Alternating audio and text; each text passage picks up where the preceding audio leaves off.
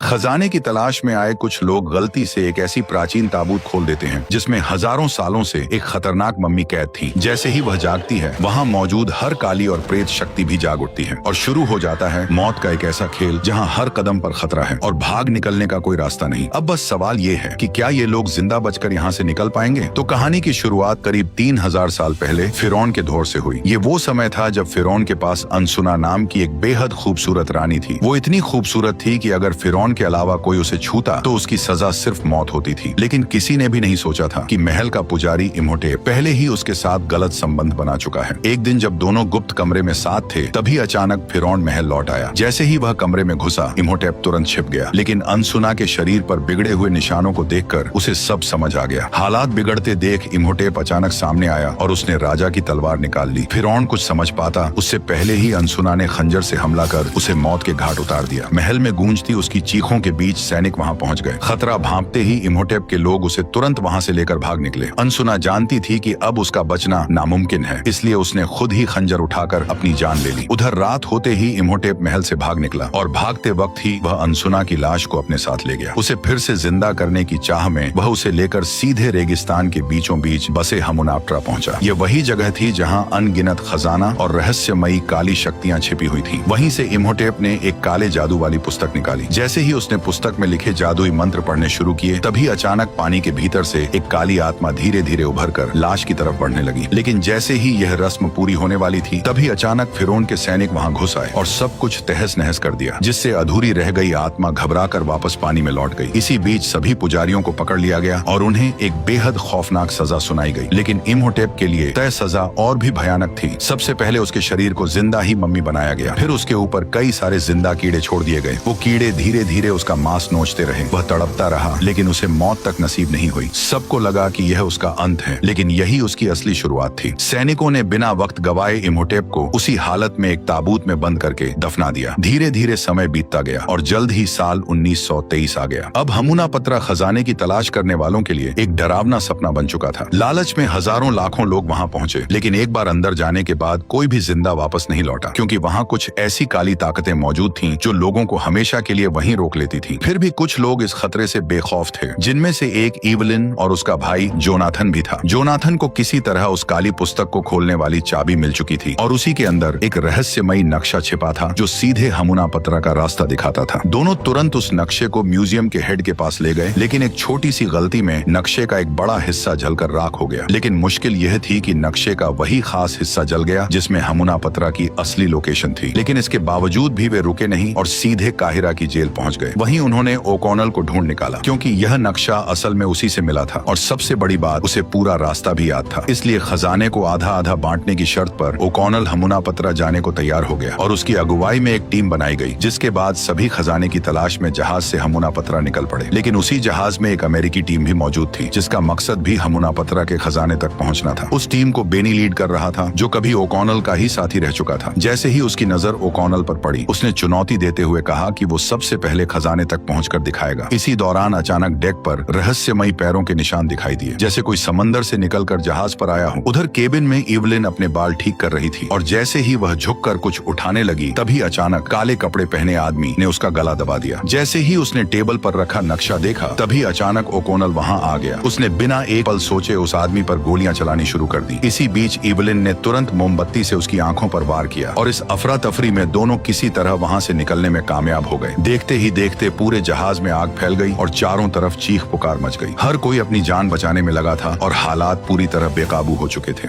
आखिरकार मजबूरी में सभी को जहाज से कूदकर अपनी जान बचानी पड़ी। लगातार हमलों और भाग दौड़ के बाद ओकॉनल अपनी टीम के साथ हमुनापत्रा के बाहरी इलाके तक पहुंच गया। लगभग उसी समय बेनी की टीम भी वहां पहुंच चुकी थी। सूरज उगते ही रेगिस्तान के बीच वह रहस्यमयी शहर धीरे धीरे नजर आने लगा, जो किसी भूतिया किले की तरह दिखाई दे रहा था। जैसे ही सबने उसे देखा, वे बिना वक्त गवाए तेजी से उसकी तरफ दौड़ पड़े। इवेलिन ऊंट पर सवार होकर सबसे पहले उस श्रापित शहर के अंदर पहुंच गई। अंदर कदम रखते ही उसने नक्शे की मदद से जल्द ही उस जगह का रास्ता ढूंढ लिया जहां मम्मियों को दफनाया जाता था। उसने जमीन पर लगे शीशों से सूरज की रोशनी को अंधेरे की तरफ मोड़ दिया, जिससे एक छुपा हुआ रास्ता सामने दिखने लगा। लेकिन जैसे ही वे आगे बढ़ने लगे, तभी अचानक चारों तरफ अजीब और डरावनी आवाजें गूंज उठी। उन आवाजों ने वहां मौजूद हर किसी को बुरी तरह डरा दिया। इस अफरा तफरी के बीच ओकॉनल और जोनाथन टीम को लेकर आगे बढ़ते रहे, लेकिन जैसे ही वे मुड़े, सामने अचानक अचानक अमेरिकी टीम आकर खड़ी हो गई। उन्होंने ओकॉनल को वहां से जाने को कहा, लेकिन ओकॉनल ने साफ मना कर दिया। इसी तनातनी के बीच इवेलिन की नजर अचानक जमीन पर पड़ी, जहां उसे एक छोटी सी दरार दिखाई दी। उसे तुरंत समझ आ गया कि शायद नीचे ही खजाना मौजूद है। यही सोचकर सब लोग नीचे की तरफ जाने लगे और अंदर छिपे हिस्सों की खोज शुरू कर दी। इसी दौरान ओकॉनल के साथ आया जेल का वार्डन खजाने के लालच में अलग हो गया। वह अकेले ही एक सुरंग में घुस गया और आगे बढ़ते हुए एक दीवार तक पहुंच गया। दीवार पर लगे नीले हीरो को देखकर उसे लगा कि अब वह अमीर बन गया है। उसने तुरंत चाकू से उन्हें निकालना शुरू कर दिया, लेकिन उसे इस बात का जरा भी अंदाजा नहीं था कि गिरा हुआ हीरा असल में एक कीड़ा था जो उसके जूते के अंदर घुस गया। जैसे ही वह कीड़ा अंदर पहुंचा, उसी पल आदमी को अपने पैर में तेज दर्द महसूस हुआ और वह घबराकर अपने कपड़े फाड़ने लगा। तभी उसने देखा कि वो कीड़ा बेफिक्र उसके शरीर के अंदर रेंग रहा है। देखते ही देखते वह कीड़ा उसके पेट से होता हुआ सीधा उसके सिर तक पहुंच गया, जिससे वो बुरी तरह घबराते हुए एक चट्टान से जा टकराया और उसकी वही मौत हो गई। उधर अमेरिकी टीम को भी चट्टान के नीचे छिपा हुआ एक ताबूत दिखा, लेकिन अंदर क्या है इस डर से उन्होंने मजदूरों को आगे भेजने का फैसला किया। जैसे ही मजदूरों ने ताबूत निकालने के लिए भाला मारा, तभी अचानक एक खतरनाक तेजाब वाला जाल एक्टिव हो गया और सारे मजदूर तेजाब से पिघलकर वहीं मारे गए। उधर जब ओकॉनल थक कर बैठा ही था, तभी जोनाथन पास पड़ी एक छड़ी उठाकर गोल्फ खेलने लगा, लेकिन उसके एक ही शॉट से वहां लगा जाल एक्टिव हो गया और पत्थर का ताबूत अचानक नीचे गिर पड़ा। ताबूत को देखते ही इवलिन को सारी बात समझ आ गई। उसने बताया कि ऐसे ताबूतों को ऊपर तभी दफनाया जाता है जब उन्होंने कोई बहुत ही भयानक अपराध किया हो। जैसे कि इवलिन ने ताबूत की बनावट को गौर से देखा, तभी उसे उस काले बॉक्स की याद आई और समझ आया कि यही इस ताबूत को खोलने की असली चाबी है। उन्होंने चाबी को लॉक पर लगाया और जैसे ही वह धीरे धीरे घुमाई गई, तभी अचानक ताबूत खुल गया।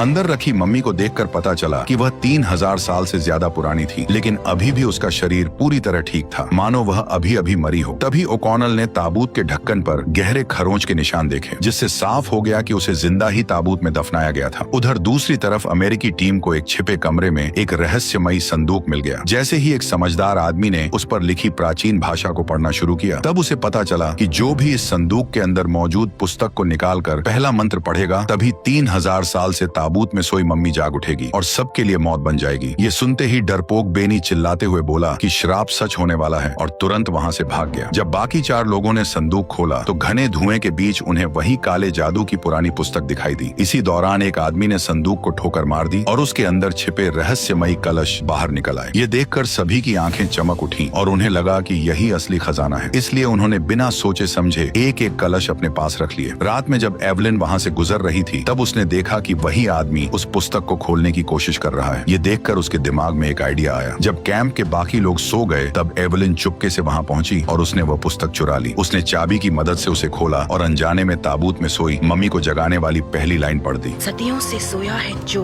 सुनकर ये जाग जाए वो, जाग जाए वो, जाग जाए वो। मम्मी की चीख सुनते ही सभी का ध्यान उस ओर चला गया। तभी अचानक सन्नाटे भरे आसमान को तेज हवाओं की आवाज ने चीर दिया। इसके तुरंत बाद टिड्डियों का एक विशाल झुंड पूरे कैंप पर टूट पड़ा। ये देखते ही सभी लोग जान बचाने के लिए भागने लगे और जो थोड़ा भी धीमा पड़ा, वह टिड्डियों के झुंड में मारा गया। हर कोई अपनी जान बचाने के लिए पागलों की तरह इधर उधर भाग रहा था। इसी भगदड़ में एक चश्मे वाला आदमी दौड़ते हुए गिर पड़ा और उसका चश्मा दूर जा गिरा। तभी बेनी बिना सोचे उसके चश्मे को कुचलकर आगे भाग गया। जब वह आदमी उठकर खड़ा हुआ, तभी अचानक एक काली परछाई उसके पास से गुजरी। जैसे ही उसने पीछे मुड़कर देखी, तभी अचानक उसकी चीख जोर से गूंज उठी।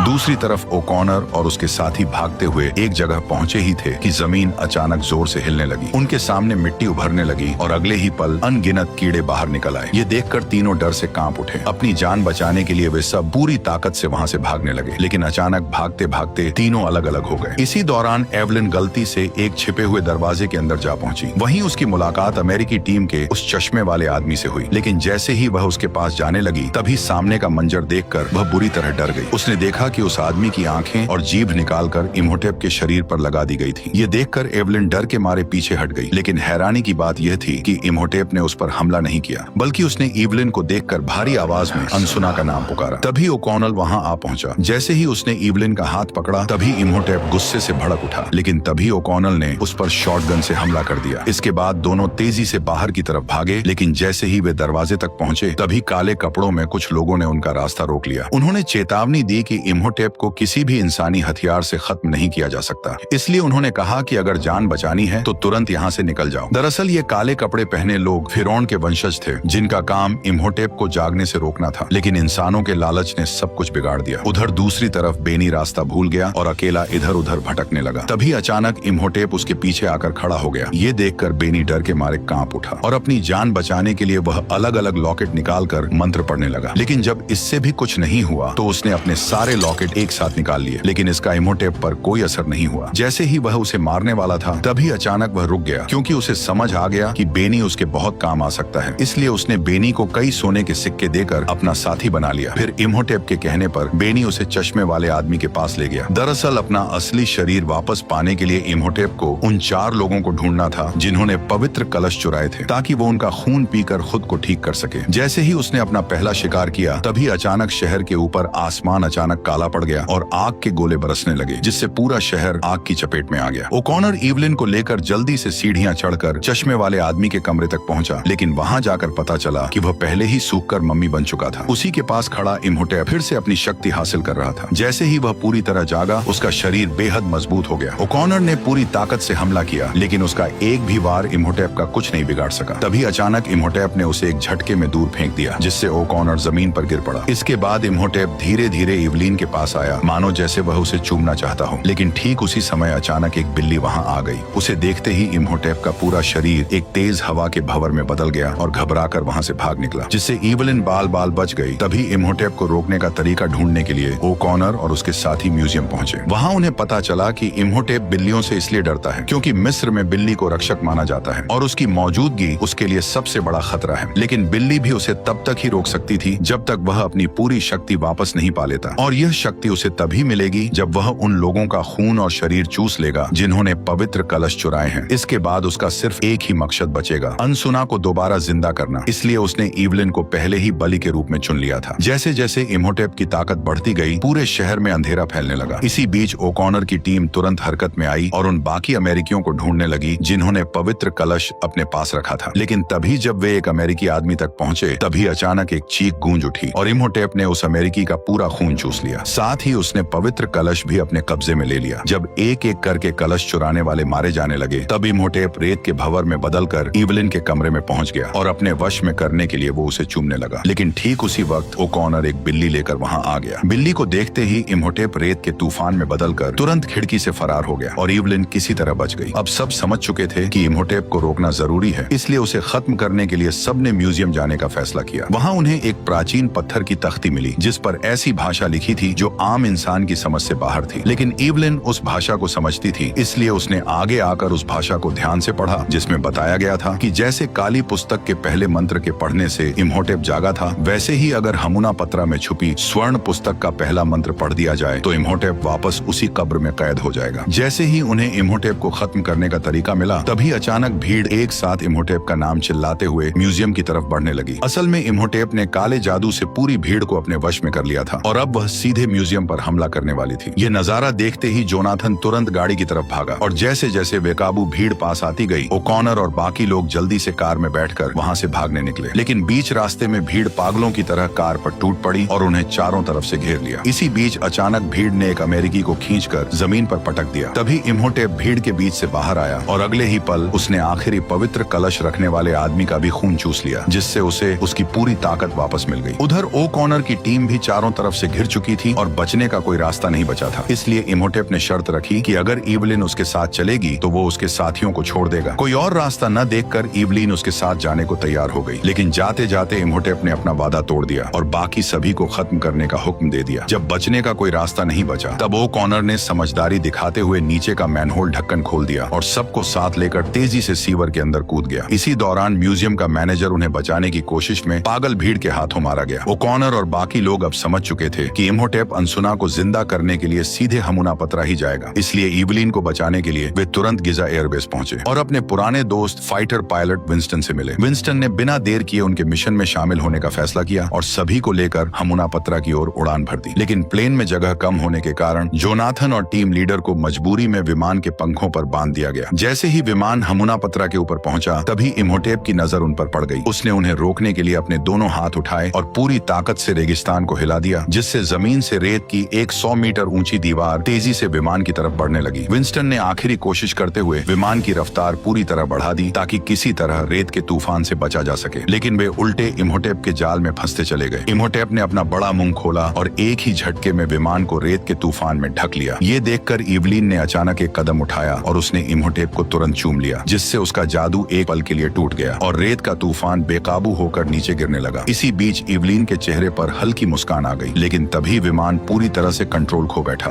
और सीधे रेगिस्तान में जा गिरा। लेकिन किस्मत से धमाका नहीं हुआ और वे सभी लोग बाल बाल बच गए। हालांकि विंस्टन उस हादसे में बच नहीं सका और वह विमान के साथ ही रेत में समा गया। इसी बीच इम्होटेप इवलिन को लेकर पहले ही गुफा के अंदर पहुंच चुका था और वह जानता था कि ओकॉनर की टीम जरूर उनका पीछा करेगी। इसलिए उसने पवित्र कलश की राख को दीवार पर फूंककर एक प्राचीन मंत्र पढ़ना शुरू कर दिया, जिससे दीवारों के अंदर मौजूद मम्मी अचानक जाग उठी और इम्होटेप के आदेश पर ओकॉनर की टीम के पीछे लग गई। ठीक उसी पल ओकॉनर और बाकी लोग अंदर पहुंच गए और तभी उन पर मम्मियों का हमला शुरू हो गया। भाग दौड़ के बीच उन्होंने वो बड़ी मूर्ति ढूंढ निकाली जिसके नीचे वो स्वर्ण पुस्तक वाला संदूक मौजूद था। पीछे से आती मम्मी को रोकने के लिए ओकॉनर ने बम विस्फोट कर दिया, जिससे कई मम्मी टुकड़ों में बिखर गईं और एक रास्ता भी बंद हो गया। जब उन्हें लगा कि अब उनके पास काफी समय है, तभी अचानक कई मम्मियां एक एक करके फिर से बाहर निकलने लगी। तभी सरदार उन्हें रोकने के लिए अकेले ही मम्मियों से लड़ पड़ा और इसी मौके पर ओकॉनर और जोनाथन ने संदूक से स्वर्ण पुस्तक बाहर निकाल ली, लेकिन उसकी चाबी अब भी इम्होटेप के हाथ में थी। उधर होश में आते ही इवलिन ने देखा कि उसके ठीक पास अनसुना का शरीर रखा हुआ था। उसी पल इम्होटेप ने उसे पूरी तरह जिंदा करने की प्राचीन रस्म शुरू कर दी। कुछ ही पलों में काले पानी से वही काली आत्मा उभर कर बाहर आई और सीधे अनसुना के शरीर में समा गई। अब उसे पूरी तरह जिंदा करने के लिए इवलिन की बलि देनी थी, लेकिन जैसे ही इम्होटेप चाकू उठाकर वार करने वाला था, तभी जोनाथन स्वर्ण पुस्तक लेकर वहां पहुंच गया। उसे देखते ही इम्होटेप घबरा गया और तुरंत पुस्तक लेने के लिए उसकी तरफ बढ़ने लगा। इसी मौके का फायदा उठाकर ओकॉनर ने अपनी तलवार से इवलिन की जंजीरें काट दी। ये देखकर चारों तरफ से मम्मियां खून के प्यासे जानवरों की तरह उन पर टूट पड़ी, लेकिन ओकॉनर बिना डरे अपनी तलवार से उन सबको रोकने लगा। इसी बीच इवेलिन पूरी तरह मौत के जाल में फंस चुकी थी, क्योंकि पुनर्जीवित होने के बाद अनसुना पागल होकर इवलिन को मारने के लिए उसके पीछे पड़ चुकी थी। अब सारी उम्मीदें सिर्फ जोनाथन पर टिकी थी, क्योंकि उसी के पास वह पुस्तक थी जिसकी मदद से इन सभी मम्मियों को रोका जा सकता था। हालांकि जोनाथन को सिर्फ प्राचीन भाषा की थोड़ी बहुत जानकारी ही थी, लेकिन आखिरी मौके पर इवलिन की मदद से वह सही मंत्र तक पहुंच गया और उसने मम्मियों को रोकने वाले शब्द पढ़ दिए। रुक जाओ, खड़े हो।